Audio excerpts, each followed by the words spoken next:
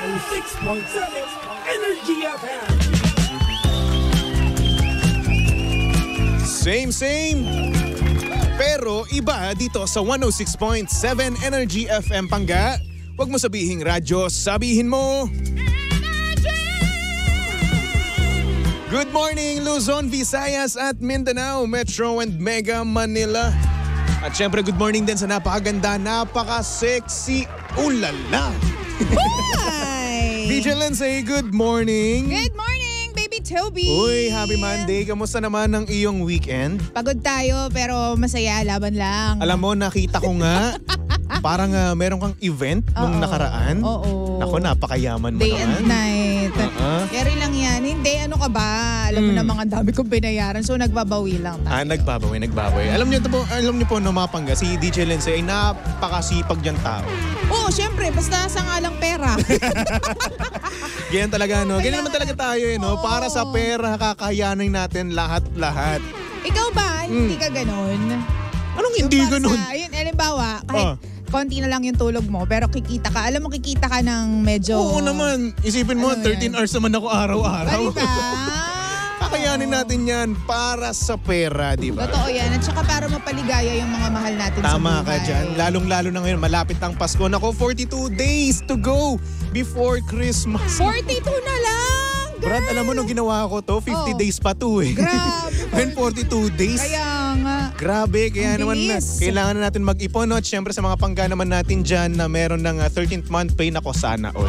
Yung iba, nakakuha na eh. Oo, in advance kasi yung iba. Oo, para hindi sumabay yung ball sa bangko, di ba? Kasi magsasabay-sabay yan eh. Tama, kaya Expect naman. natin, Baby Toby, ngayong linggo na to, Uy. may mga papasok. Hindi, feeling ko may mga papasok na sa mga kumpanya. Kaya naku, yung volume ng mga nag-deposit dyan sa bangko, good luck. Oo. Kaya naman marami na naman sa mga Pangga natin dyan ang mayayaman at magpapaunat ng buhok. Ay, totoo. Diba? Ikaw ba, gano'n ka rin ba? Hindi. Hindi kasi bilang tayo ay yung trabaho natin is more of seasonal, 'di ba? Yung sa hosting seasonal 'yan eh, nakakaloka yan eh. So uunahan natin yung mga bago pa sila pumunta sa mga salon. Dapat maganda na tayo kasi yung trabaho natin, tayo yung nagse-serve sa Christmas parties eh. 'Di ba? So there. Oo, Ay, yun. nako. So karaniwan, ano ginagawa mo sa 13th month pay mo? Wala, tinatago ko lang. Kasi Baby Toby, meron akong ugali na ayokong nangungutang sa ibang tao. Actually, Oo. same tayo dyan. Diba? Ayaw ko lang. Kasi para kasi ayoko nang nangungutang sa tao kasi ang mangyayari kasi didepende ako ng didepende dun eh. Once na nagawa ko siya isang beses, Ganun na. ayoko at meron na akong na-experience ko na naman yun one time. Experience ko nang humiram sa isang tao. Oo. Para lang, meron kasi yung kailangan bilhin eh. Oo. So ako, nangutang ako. And then parang ayun, nahirapan pa ako. Dahil? Basta doon ang may nangyari kasi noon, nagkaiba yung napag-usapan namin sa nangyari doon sa bayaran. Ayun lang. Pero may napag-usapan ahead of time. Tapos nung 1 month later, ayun parang naiba yung pinag-usapan namin. Ay, ba't ganun? Di ninyo sinulat. Yun nga eh. Yun lang. Kasi bihira lang talaga ako umutang din talaga. As in Kaya first time nga. ko lang talaga yun. Hindi ko Oo. alam yung kalakaran. Totoo. So ayun, ang nangyari, binigla ko siyang bayaran agad-agad. Oo. So ayun, after nun, pinangako ko talaga sa sarili ko, hindi na ako utang. Oo. Ayoko hindi na. Oo, mahirap kasi. Tsaka mahirap mang abala ng ibang tao, Baby Toby. Kasi di ba yung ibang tao, pinaghihirapan nila yan, ganyan. Tama. Pero dahil mahal ka nila, pauutangin ka. Tapos ang ending, di mo alam kung kailan naman din sila mangangailangan. Yes. Tapos what if sa time na nangangailangan sila is hindi mo pa rin mabayaran yung utang mo. Oo. So kawawa naman sila. So hindi na lang. So ako gumawa talaga ako ng paraan para talaga mabayaran ko talaga yun. Para nang sa ganun, diba? hindi ko na rin problemahin. Kasi ang Oo. mangyayari kasi, kapag sumagot pa ako ng sumagot, mag-aaway lang kami. True! And siguro nga, di ba, right niya rin naman yun na maningil lang utang, di ba? Oo naman. Di ba, syempre, Diba? ako na rin, biglang nahiya na rin naman ako. Oo, Sige, nakakahiya. bayaran ko na lang din. So Nakakahiya. ginawa ko ng paraan, although nahirapan ako ng mga time na yun, pero Oo. wala nang magagawa eh. That's life, di ba? Totoo. Ang hindi ko lang talaga magets is, bakit naiba yung namin, napag-usapan terms. namin, Oo. yung terms. So ayun, sige, para matapos na, sige, bayaran lang kita. Ayan. So, para maiwasan yung mga ganyang bagay, habang may opportunity para kumita, go lang ng go. Kasi hindi naman araw-araw merong ganyang opportunity para Tama tayo ka ay dyan. kumita at makaraket, di ba? Para naman ang sa ganun wag na tayo magdepende sa ibang tao, ibang di ba? tao, At oo. lalong-lalo lalo na madami ngayon nauuso ngayon to, yung mga money lending app. Oo, Diyos ko. Nako, Napakadami. Ang daming nai-scam, ang dami ring nagkakaroon ng problema dahil dyan sa money lending app na yan. Kasi may interest diyan, 'di ba? May interest, oo. At syempre, kapag hindi ka pa nakakabayad, may tendency ng padalhan ka ng bulaklak na pangpatay. Seryoso? Oo. Meron ako nakitang Oo, ganun. Alam mo, sa TikTok, madaming ganung nusa.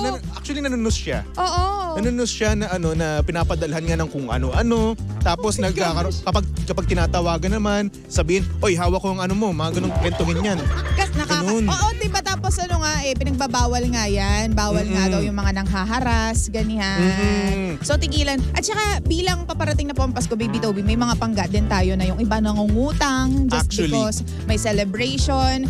Hindi natin masisisi yung mga ganyang tao, Baby Toby, kasi minsan gusto nila mag-provide ng bongga para sa pamilya nila kasi ang rason nila is isang beses lang 'yan. Pero hangga't kaya, wag na lang po. 'Di ba? Kasi mahirap Oo, sa inyo, obligasyon ba? Magtiyaga na lang tayo at sa susunod, bumawi na lang tayo sa susunod na taon, di ba? Sa susunod na Pasko, syempre tayo naman yearly naman natin yan na-experience, di ba? So ngayon, kung ngayon medyo wala ka, di ba? Ipagpaliban muna natin. Totoo. Wag muna tayo, magtiyaga-tiyaga muna tayo, di ba? Ano naman yung yung isang Pasko lang, di ba? Next year, saka nyo bonggahan. Totoo. Paghandaan mo yung Pasko nyo next year. Ganun. May tatanong ako sa iyo bilang Pasko. Ano yung pagkain na dapat nasa lamesa tuwing Pasko na tipong mawala na lahat kahit hindi na tayo maganda ng ganito, basta itong pagkain to, Pasko to? Para sa akin, yung sorpresa ng nanay ko na bago niyang lulutuin. Talaga? Ganun. Kasi yearly kasi ang nangyayari, meron siyang bagong niluluto. Bago, recipe ganyan? Oo, na talagang masarap talaga. Oo. Kuhang-kuha niya yung panlasa ko eh. So yun yung hinihintay ko palagi. May ganon. Oo, kaya yun, yearly talaga sabi ko, Nay, kayo nang bahala ho, ha? So yun, kayo nang bahala, surpresahin niyo kami. Ganon. Ang taray. Alam mo nitong nakaraan, nung last Christmas ata to, Vietnamese chicken wings. Ang effort ni Mother. Grabe, no? Actually, ang sarap. Di ba? Nung birthday niya, last November 4, Oo. naghanda siya ng ganun. Tapos kaming dalawa ng pamangkin ko, gustong gusto talaga yon. Oo. Kami lang umubos mismo. Seryoso? As in, ang masarap talaga, promise. Oo. Hindi ko sinasabi dahil nanay ko siya, ha? Hindi, syempre. Masarap talaga. As in, grabe. Ako, feeling ko kapag Pasko, kahit anong celebration, dapat may spaghetti. Spaghetti. Ang babaw ng kaligayahan ko Oo, kapag feeling ko hindi siya birthday pag walang spaghetti. Feeling ko Actually, tama. Hindi siya Pasko pag walang spaghetti. Diba? Spaghetti. Oo. Diba? Parang kasi yung spaghetti kasi parang palagi na nandyan sa Pasko ng Pilipinas Oo, diba? Ng mga diba? Pinoy, Mga diba? Pinoy. Kasi syempre ang spaghetti napaka-memorable sa atin yan. Oo. Bata ka pa lang may spaghetti na. Totoo. Yan na lagi ang binibili sa'yo ng nanay mo. Pag pumupunta kayo ng fast food, totoo. spaghetti ka. Spaghetti. Diba? Spaghetti Ay, at saka nako. cake. Yan. Dagdagan mo pa ng Shanghai. Kung may kung nakakaluwag-luwag, hindi dagdagan mo ng Shanghai at saka chicken. Pero yun, basta either spaghetti or cake, kompleto ang Pasko ko. Siguro yun yung handaan starter pack ng mga Pinoy. Di ba? Isipin mo, spaghetti. Oo. Tapos manok na prito. Totoo. Di ba? Tapos Shanghai. Tapos yung cake, di ba? Cake, Number 1 na yan. oo. Siguro common na naman yan. At Totoo. syempre isa pa dyan, yung hotdog na may marshmallow. Tapos samahan mo ng juice. Di ba? Orange juice to be Orange exact. juice. Okay na yun. Happy birthday na yun. At saka Merry Christmas na yun. Ay nako, Diba? nakakamiss yung mga ganyang bagay, no? DJ Densay. Pero ito na nga, ang dami na naman natin na pag-usapan. May topic ka nga pala. Oo. Sige, daanan na lang Mamaya, natin. alam mo na, Oo. OT na naman ako. True. Sige lang. Pero bago yan, binabati ko muna si Matthew Lopez. Uy, nanonood daw siya sa atin. At the same time, nakikinig sa radyo niya sa sasakyan. Mahirap yun nanonood Oo. at saka nakikinig. Ay, Malilito Matthew ka dyan, Lopez. Matthew. Oo, mag-ingat-ingat ka, ha? Hindi ka na namin cargo. Okay? Why? Hindi, joke lang, mag-ingat ka. True. Anyway, itong ating sender kanina, DJ Lensay, no? Meron daw siyang taong gustong-gusto. Okay. Yung talagang hihintayin niya, gagawin niya lahat para dun sa taong gusto niya mismo. Ay. Ultimong nakikipag-date siya mismo sa iba, pero, parang iba daw yung kanyang nararamdaman. Parang may mali daw kapag nakikipag-date siya sa iba. Ngayon kasi, yung taong gustong-gusto niya kasi, may jowang iba. Ay, okay. So siya ngayon, willing to wait daw siya at hihintayin niyang mag-break etong dalawang to. Grabe naman yung di ba? sender mo. So ngayon para sa'yo, ito ba ay tinatawag natin talaga na love talaga? Pagmamahal ba talaga to? Or pagiging syunga lang? Uy, grabe naman sa syong. Hindi, syempre. Feeling ko, Baby Toby, masasabi ko na pagmamahal siya kasi yung mga ganyan willing to wait. Pero wag naman natin i-wish na mag-break yung dalawa or maghihintay ka na mag-break yung dalawa. Oo, siguro pag-ibig siya, hindi lang siya plain na like. Kasi when you like someone, hinahangaan mo lang siya, di ba? Pero iba yung maghintay ka, di ba? Iba nga naman talaga yun. Di ba kapag makikipag-date ka, siya yung naiisip mo, siya yung gusto mong Actually, makadate. Oh, diba? Something yun. Parang sa utak mo, no? Or hindi naman kaya para sa'yo, nag-settle ka na sa kanya nang hindi pa kayo. Oo. Diba? Alam mo, ikaw kaya mo bang magmahal ng ganun tao? Yung tipong mahal na mahal ka talaga. As a girl, Oo. kaya mo ba talagang magmahal ng ganun tao? Yung mahal na mahal ka, Oo. handa kang hintayin, as in lahat. Depende kung gusto ko rin siya. Okay. In the first place, 'di ba? Kasi kung ganun yung ginagawa niya, mega effort siya, mega over-sacrifice siya, tapos hindi ko naman siya gusto, baliwala din yun. Hindi mo siya magugustuhan in the future.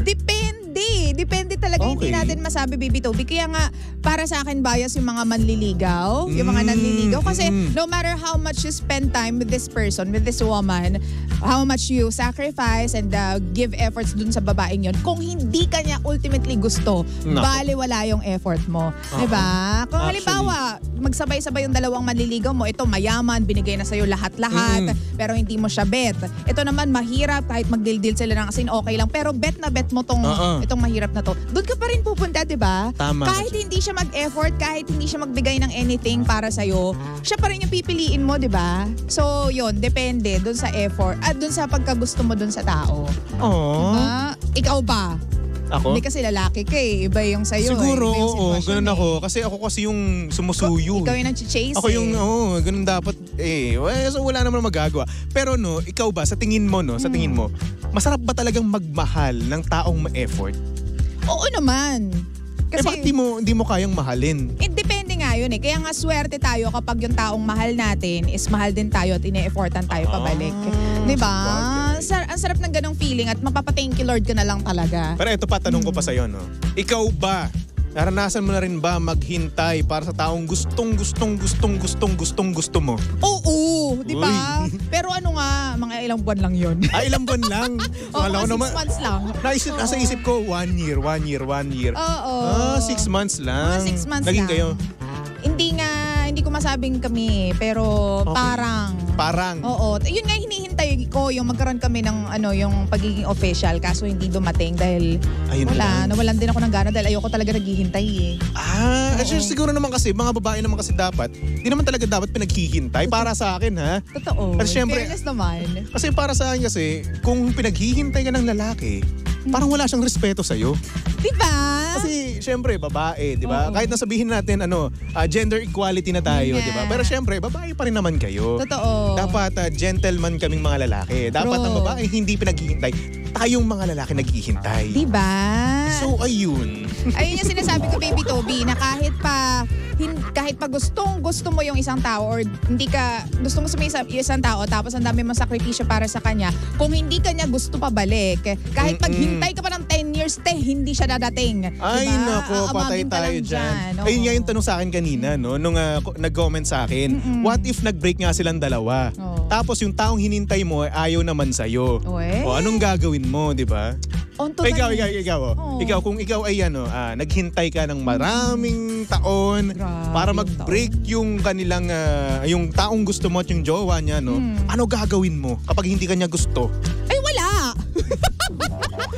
On to the next. Hindi mo maiisip na, sayang naman yung hinintay ko. Hindi. Kasi ginusto mo yun in the first place eh. Sa bagay. Hindi ka naman niya sinabihan na huy maghintay ka lang. Hindi ka naman niya pinaasa na huy kapag nag-break kami sa'yo na agad ako. Oo. Walang ganon. So kagustuhan mo rin naman at choice mo na maghintay.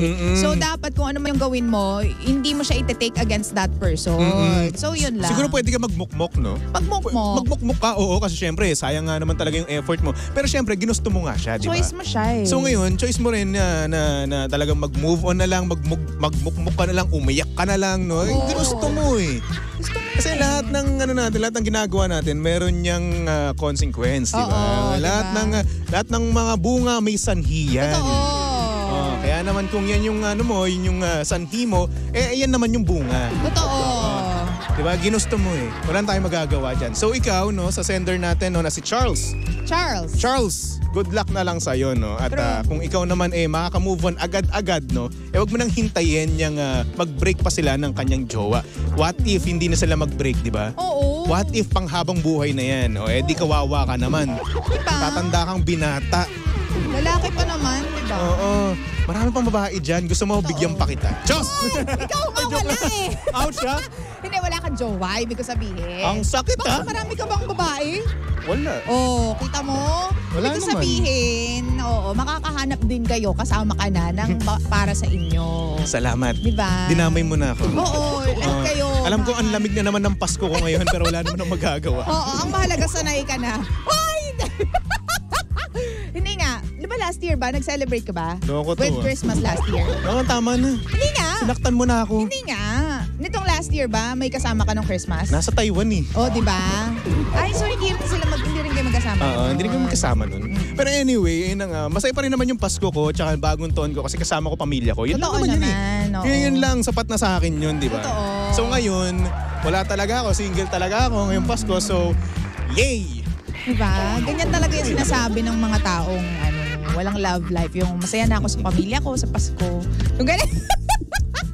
Alam mo, Diba? alam mo, Showbiz. hindi ko alam kung nag-DJ ka pa o nananakit ka na eh. Showbiz, di ba yung ganun? Ano yung hindi mo maintindihan kung nag-a-adlib pa siya or hindi naman kaya sinasaktan mo ng kaibigan mo. Hindi, ikaw Ang naman. sakit-sakit eh. Alam mo, Merry Agust- Christmas, baby Toby.